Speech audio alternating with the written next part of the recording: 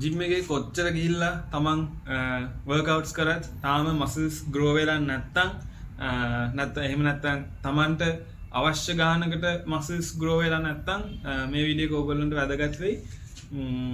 මගෙත් සමහර යාළුවෝ ඉන්නවා සෑහෙන කල් ජිම් එකකට යනවා එහෙම මසල් ග්‍රෝත් එකක් නෑ කියනවට වැඩිය කියන්නේ තමන්ට සැටිස්ෆයිඩ් ලෙවල් එකකට එහෙම නැත්තම් දෙන එෆර්ට් එකට ගැලපෙන විදිහට මසල් ග්‍රෝත් එකක් නැති කට්ටිය ඉන්නවා මම දැකලා තියෙනවා.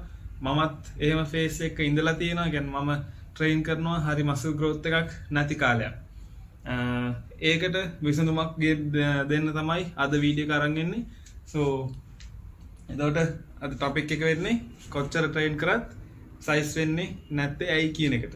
එතකොට ඒක මම බ්‍රේක් ඩවුන් කරලා තියෙනවා ටොපික්ස් 4කට. ටොපික්ස් මේ රීසන්ස් 4ක් අරන් එනවා. එතකොට මේන් රීසන් නම්බර් 1 රිකවරි. රිකවරි කියද්දී එතකොට ඔයගොල්ලෝ හිතයි රිකවර් වෙද්දී කොහොමද මසල්ස් ග්‍රෝ වෙන්නේ කියලා. ජිම් ගියාමනේ මසල් එක ග්‍රෝ වෙන්නේ. එහෙම නෙමෙයි. ඒතර ගොඩක් අය හිතන් ඉන්න විදිහක එක මිත් එකක් මතයක් training is not equals to growth. ඒ කියන්නේ ඔයගොල්ලෝ හිතන් ඉන්නේ ගොඩක් අය හිතන් ඉන්නේ training is equal to growth කියලා. කියන්නේ මං ගිහිල්ලා workout කරනවා. මම bicep curls perform කරනවා. මගේ bicep එක grow වෙයි. එහෙම හිතන් ඉන්නේ. එහෙම නෙමෙයි. recovery equals growth. recovery තමයි growth වලට equal වෙන්නේ. recovery වෙලාවෙදි තමයි තමන්ගේ මසල් growth එකක් සිද්ධ වෙන්නේ.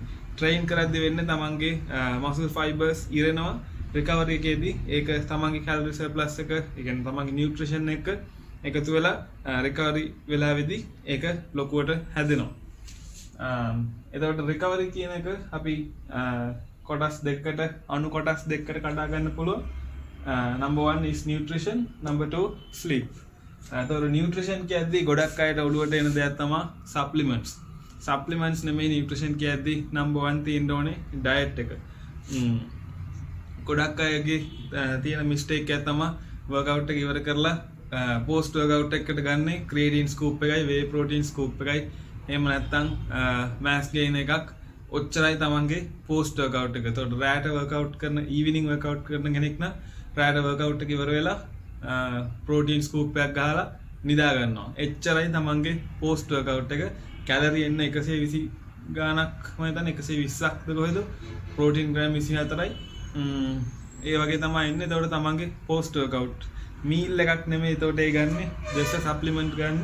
එතකොට supplements කියන එක නෙමෙයි ඕගොල්ලෝගේ main idea එක තියෙන්න ඕනේ. තමන්ගේ පෝෂණය පැත්තෙන් හරි ඩයට් එකක් තියෙන්න ඕනේ. ඒ වගේම කැලරි සර්ප්ලස් එකක් තියෙන්න ඕනේ. තමන්ගේ මේන්ටෙනන්ස් කැලරිස් වලට වඩා වැඩි ප්‍රමාණයක් 400ක් වගේ ප්‍රමාණයක් වැඩිපුර කන්න ඕනේ මසල් growth එකක් සිද්ධ වෙන්න නම්. එතකොට ඒක තමන්ගේ recovery වලට උදව් වෙනවා. ඊළඟට තමයි ගොඩක්ම අය කොච්චර කිව්වත් avoid කරන එකක් තමන්ගේ නිින්ද sleep. තමන් පැය 6ක් 8ක් අතර නිදා ගන්න try කරන්න. ඒකත් fixed sleep schedule එකක් තියාගන්න. හැමදාම මේ වෙලාවට මම ඇඳට යනවා නිදා ගන්න, මේ වෙද්දි නැගිටිනවා. එහෙම schedule එකක් තියාගන්න. ඒකට හැමදාම හුරු වෙන්න. ඒකෙන් තමන්ගේ ඒතකොට ඒ වෙලාවට තමන්ගේ ඇඟ දන්නවා හරි මේ වෙලාවට මම recover වෙන වෙලාව කියලා. ඒක සෑහෙන ප්‍රයෝජනවත් වෙයි තමන්ගේ recovery වලට. nutrition and sleep ඔය දෙක බලා ගන්න ඕනේ. that's number 1 recovery. ඊළඟට අපි බලුවොත් number 2 compound lifts. compound lifts ගැන මම muscle building ගැන වීඩියෝ එකේදීත් කියලා දුන්නා. compound lifts කියන්නේ මොනවද කියලා. muscle building basics දන්නේ නැත්නම් ඒ වීඩියෝ එකට ගිහින් බලන්න. so compound lifts කියන්නේ මම ආයෙත් කියන්නම්. එතකොට joints කීපයක් සහ major muscle groups කිහිපයක් එකවර ඒ කියන්නේ එක exercise එක perform කරද්දී ඒ වෙලාවට major muscle groups කීපයක් use වෙන exercise එකක් තමයි compound movement එක කියන්නේ. example bench press, squat, deadlift, shoulder press ඒ වගේ movements වලට තමයි compound lifts කියන්නේ. ඒ වෙලාවේදී තමන්ගේ ලොකු muscle groups සෑහෙන use වෙනවා. දැන් deadlift එකක් squat එකක් කියන්නේ ඒක තමන්ගේ full body exercise එකක් හා සමානයි. ඒක නිකන් මුළු ඇඟම workout වෙනවා deadlift එකක් එහෙම train කරනවා කියන්නේ. එතකොට ඒත් එක්කම compound lifts කරන එක තමන්ගේ growth hormone levels වැඩි වෙන වැඩි වෙයි කියලා සමහර ස්ටඩීස් වලින් පෙන්නුම් කරලා තියෙනවා. සෝ growth hormone වැඩි වෙනවා කියන්නේ තමන්ගේ muscle growth එකත් ඒ වගේම වැඩි වෙනවා තමයි. සෝ තමන්ගේ training වලදී compound movements අනිවාර්යෙන් තියාගන්න. bulk එක කරද්දී obviously compound movements අවශ්‍යයි. තමන්ගේ strength එක වැඩි වෙනවා. ඒ වගේම අර muscle fullness එකට compound movements සෑහෙන වැදගත් වෙනවා. number 3 අපි ගත්තා නම් ego lifting. ego lifting කියන්නේ කරන්න කියනව නෙවෙයි, ego lift කරන්න එපා කියලා කියන්නේ. ego lift කරනවා කියන්නේ තමන්ට උස්ස ගන්න බැරි weight එකක් දාගෙන, කියන්නේ තමන් weight එක තමයි focus කරන්න වැඩිම උස්සන්න ඕන බර. barbell curls එහෙම ගහනවා 90 degrees විතර නැවෙනවා පිටිපස්සට මේ තමන් curl එක perform කරද්දී. එතකොට deadlift ගහනවා එහෙන ලොකු බරක් දාගෙන වැඩි හරියක් යන්නේ ego lift කරද්දී අවශ්‍ය muscle එකට නෙමෙයි, වැඩි exercise ප්‍රමාණයක් යන්නේ කොන්දට. ඊළඟට injuries වලට යන්න තියෙන chance එක වැඩි. ඒ නිසා තමන් workout එකක් perform කරනකොට weight එක නෙමෙයි focus කරන්න ඕනේ. ඔයගොල්ලෝ focus කරන්න ඕනේ technique එක. තමන්ගේ muscle එක හරියට contract වෙන එකයි, හරියට stretch වෙන එකයි තමා focus කරන්න ඕනේ. ඒකෙන් තමා muscle growth එකට අපිට යන්න පුළුවන්.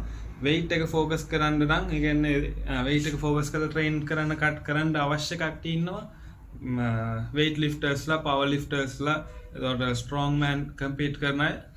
ඒ වගේ කෙනෙක් නම් තමන් weight එක focus කරලා කරාට කිසි ප්‍රශ්නයක් වෙන්නේ නැහැ. මම මෙතනදී කියන්නේ තමන්ගේ muscle එක build කරගන්න ඕන